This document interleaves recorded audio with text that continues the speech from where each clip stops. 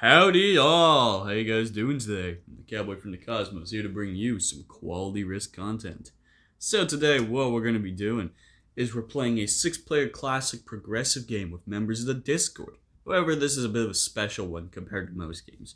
Most games, I'm playing with some buddies or something, and while those are obviously special in their own right, this one is a bit more of a legendary status for me. So we have a very important figure in the Risk cinematic universe in our game. And that is Lucy, who is a dev of the actual game. So obviously, having a dev of the game in one of our matches is super cool. So I could not pass up the chance to record that. What's kind of funny is I wasn't planning on recording Lucy being in our game. I was just planning on recording it because I wanted to put a video out and I hadn't done it in a few days due to some things I was dealing with IRL. But then Lucy ended up joining the game, so that makes it even more worth it to put it out. This is another post-commentary style video. I'll make sure to try and make it that my voice is a little louder and the music's a little quieter, because I know there was a problem last time. I apologize for that. I should be pumping out higher quality than that. Anyhow, so we're going to take a look at our lineup here. So obviously during the video I didn't look at their stats. I think I might have looked at Lucy's at some point. If I did and you wanted to see hers, just pause the screen then. They're a good player, obviously. They're dev. They're badass. Don't worry, their stats aren't bad. Anyways, so we have, obviously Lucy, as I previously mentioned. Crooked Leal, who is a Fog of War Zombies expert. He's also good at other modes, of course. So we have him in the game. That's pretty dope. I've played quite a few matches with him. We also have Courtney Monk 17, aka Risk Master Gabe. You should check out his YouTube. He also makes Risk videos. He was in this match. He's a really talented player. I've talked to him quite a lot. He has a lot of game knowledge and stuff. I think Pete has a video of an interview with Gabe, so you can also check that out too. Then we have aka Stovetop, who shares the red verified mark that Lucy has, which red verified marks are very special. They're only for devs or for mods of the official Discord. So Stovetop is the latter, a mod on the official Discord, so another very high profile person. Really cool to have him in our game. And then we have MMN Pro Nick, it's just what I'll call him, Nick. He's in our game. He's another very skilled player. He's hanging out. Good to have a full lobby of very talented people. It'll make this game very, very interesting. So, we have currently what we're doing on the board in terms of my strategy is I was going for more of a 3-point style. So as you can see, I have some troops in Australia, a few in Africa, and a few in Greenland. And that was kind of the idea, is I'm just hanging out around the board. It put me in a good position where people have to punch through each other to get to all of my spots, so no one player can kill me so easily. That's kind of the strategy you have to take on Classic, I think. Because of all the choke points there is, you really just got to make yourself tough to kill, rather than setting yourself up for a kill, like you would in Turkey or Russia. At least that's my take on it. I mean, obviously you do go for kills as well, like I'm not saying don't, but you know. So for anyone paying attention to the screen, I did a manual roll there of a 2 versus 1. And this is just a little bit of tidbit of knowledge for anyone who doesn't know. Always, if you're doing a 2 versus 1 and you have the time, manual it. Because you have higher odds to win a manual than you do a balance blitz. Let me explain. Balance blitz has 37% chance to win, right? Manual rolling is between a 40 and 45%. I'm not sure exactly which. The reasoning for that is because a defender will only win if they have a dice roll higher than you or equal to you. So they have like a 60% chance of winning that is basically it. But 40% is still better than 37, so you should always go for that. Because when you're playing Risk, you want to try and maximize your winning odds in every situation you can afford to. Obviously, if you need to go for some desperate kill, there are times where that works, but, you know. As you can see there on my next turn, I took a little for easy take in Australia. Then I just changed myself to balance splits because I accidentally manualed it by looking at Gate. So was nothing to instigate with Gabe. It was just me wanting to change back.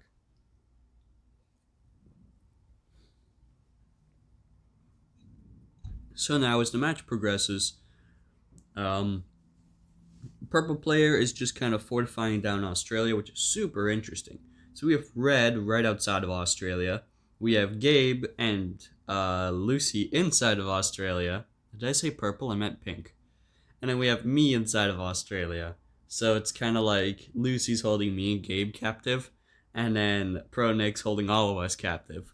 But that's a good thing, because Gabe can't, or because Nick can't kill us. I might be mixing up the names here.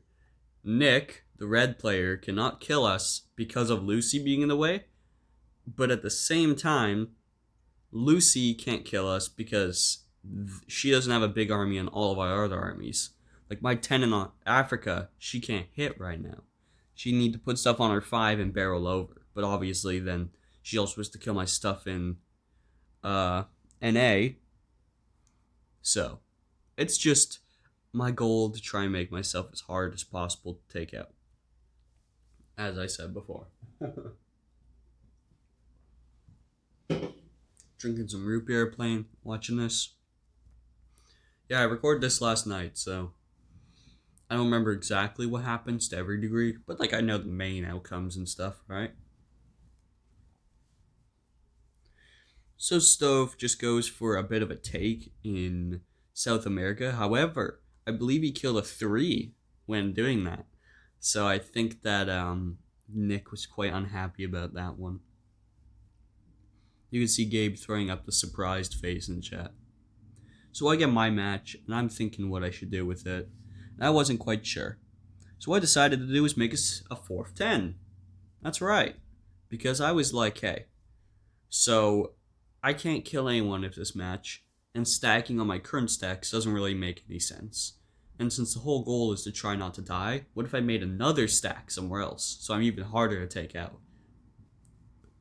So now I have 4 stacks on the field, which is really good. Honestly, I think Classic's probably one of my least favorite maps for Progressive. Not because it's a bad map or anything. I just think that because of how it's designed for Progressive, it leaves a lot of people just blocking each other off from kills. And it makes the game very, like, drawn out. Because it's a lot of just big matches slowly being cashed in. Just everyone edging out easy takes. Until eventually someone can get, like, that one lucky path to victory, you know? But even then, sometimes when you get kills on Classic, it does not set you up for another kill. Because of the landmines of stacks everywhere. Because of how small it is.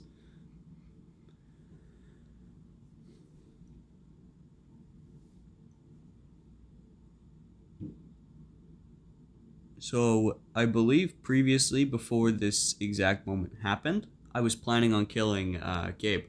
But the problem was then Purple moved their big stack there. Then they moved it away, though. So I was thinking to myself, can I kill Gabe? Well, I didn't have the match on 3, so I need the match on 4 to do it. Or I did have the match on 3. No, I didn't, because I would have cashed it in. So I just get my easy takes. I just hang out, you know, doing me things. Hoping that Purple doesn't move back. I do have my match on 3 this next turn. So if Gabe doesn't have their match, we kill him.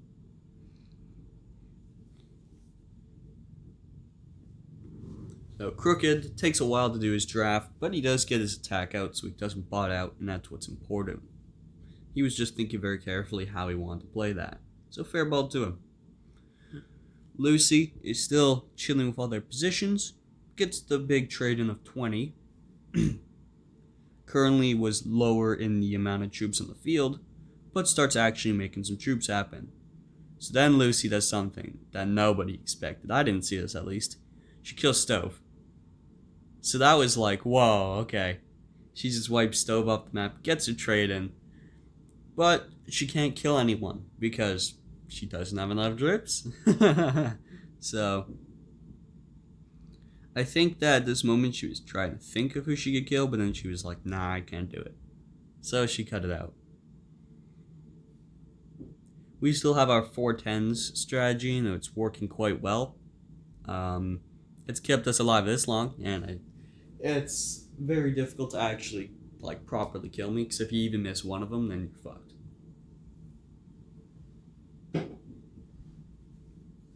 The whole point of it was that I wanted enough significant troops that they wouldn't just get like casually annihilated by someone else when they were just getting an easy take. That's why I made them all 10s, right?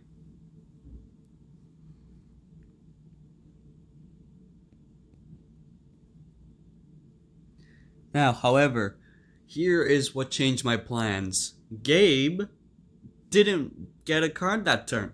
I don't know if he knew it would mean certain death if he did, but whatever his reasoning, he just didn't get a card.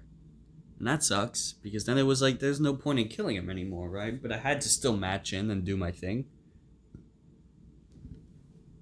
So now I was debating to myself what to do. So I just decided to make one big ass stack, get an easy take of my 10 off in the distance, and just chill out. Because there was no point for me trying to attack anyone currently, but I may as well give myself a big force for when the need arises.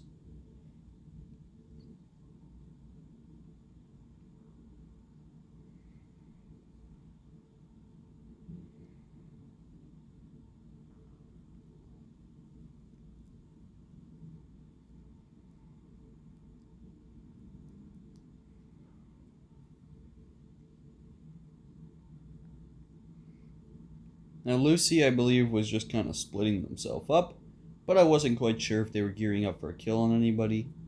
They weren't able to kill me, so I wasn't that worried, but they may have been able to kill Crooked soon. So that's kind of what I was being wary of.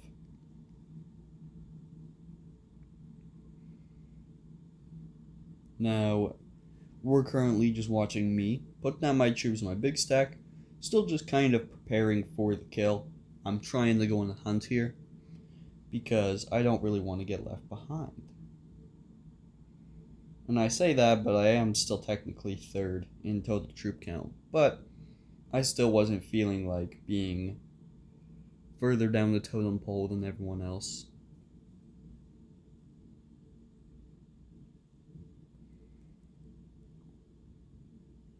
A lot of people putting up looking for games, huh? Interesting. So, we have Lucy pulling back all the way into South America. When I saw that in the game, I was like, oh shit, something's about to happen. No clue what it was, but I knew something was coming. So, Gabe obviously gets his trade in, and that dashes any hopes I had of killing him. So, I was then trying to figure out who next I could possibly kill. Because, I wasn't well set up for taking out anyone in particular, really.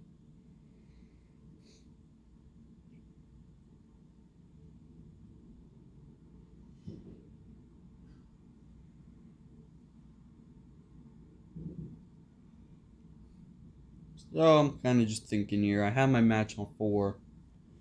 And then, I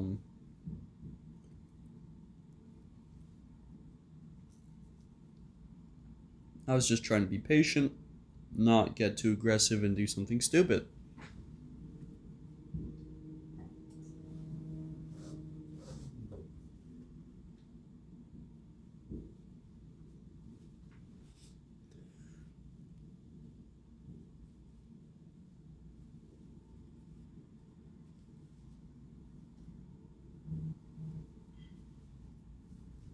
See, but Gabe here now, he goes and kills Pro Nick. So he takes him out, and he gets the forced match. Which is pretty big for Gabe, but big for me.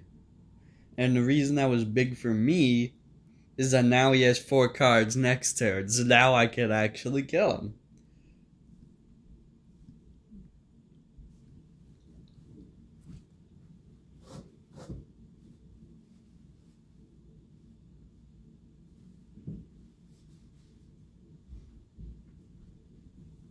Of course, I should say, I don't think it was a bad play by Gabe by any means.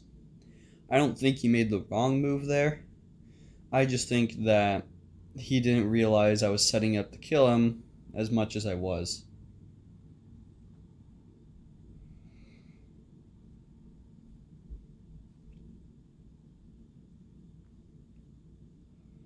Now I got the big match, and I was kind of debating what to do for a second there.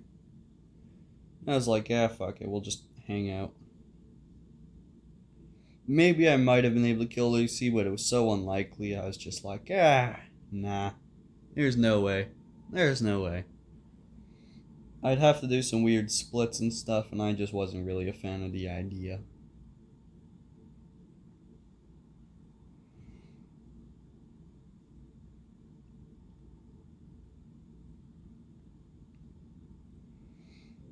But then, Lucy takes all of, Australia, and starts just dominating most of the board, which was definitely a good play. She had so many troops that she could afford to do it.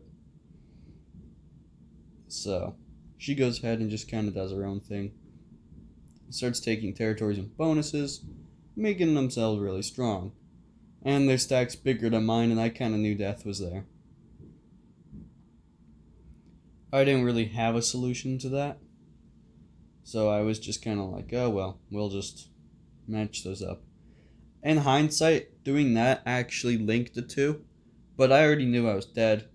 She could match and just kill or she could just put her stuff at the bottom and kill all that anyway. I don't think it was that big of a deal. She totally made enough troops per turn to do it, so it was like, yeah, that's a good game. That is a good game. So she kind of humored me my manual rolling my 100 there.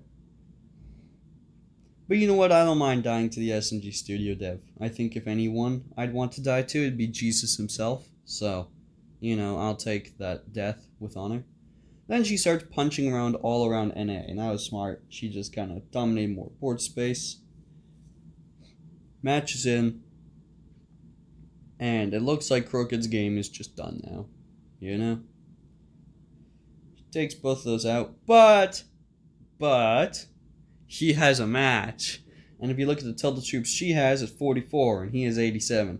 So he starts rumbling around that fucking arena, dude, and starts taking everything out. And that is how Crooked, I don't know if I said Stove, I'm so sorry if I said Stove, but that's how Crooked wins this game.